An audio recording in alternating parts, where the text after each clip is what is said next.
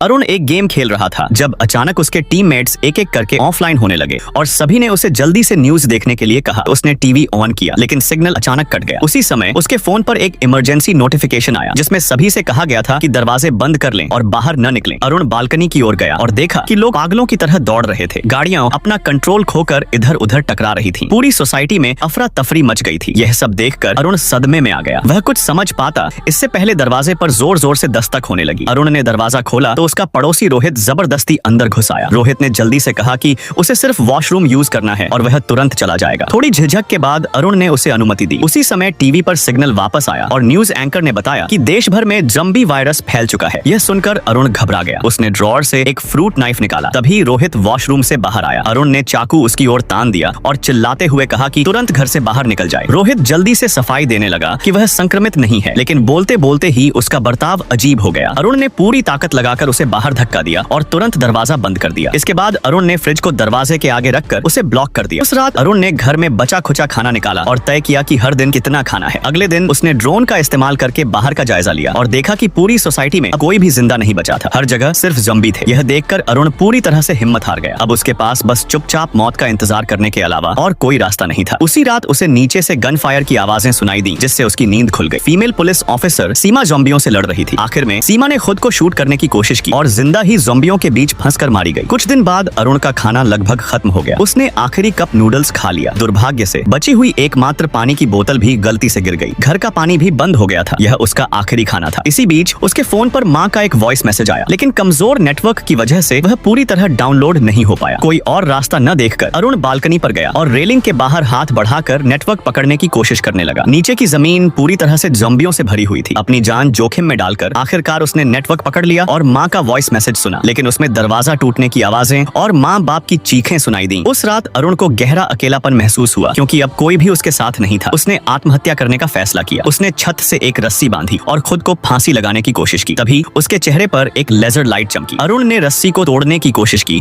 और नीचे गिर पड़ा। तभी उसने देखा कि पास की एक बिल्डिंग की बालकनी में एक लड़की नेहा उसे इशारा कर रही थी। नेहा ने उसे सुबह 7 बजे तक वेट करने को कहा। सुबह नेहा ने एक बोर्ड के जरिए बताया कि उसके पास फूड है। नेहा ने रस्सी से फूड भेजने की कोशिश की। उसने एक बॉल का सहारा लेकर रस्सी अरुण की बिल्डिंग तक फेंकने की कोशिश की, लेकिन बॉल बीच में ही गिर गई। तब अरुण ने अपना ड्रोन यूज किया। उसने रस्सी ड्रोन से बांधी और उसे नेहा तक पहुंचाया। इसी तरह उसे आखिरकार खाना मिल गया। अरुण ने भूख से बेहाल होकर खाना खा लिया और बार बार नेहा का धन्यवाद करता रहा।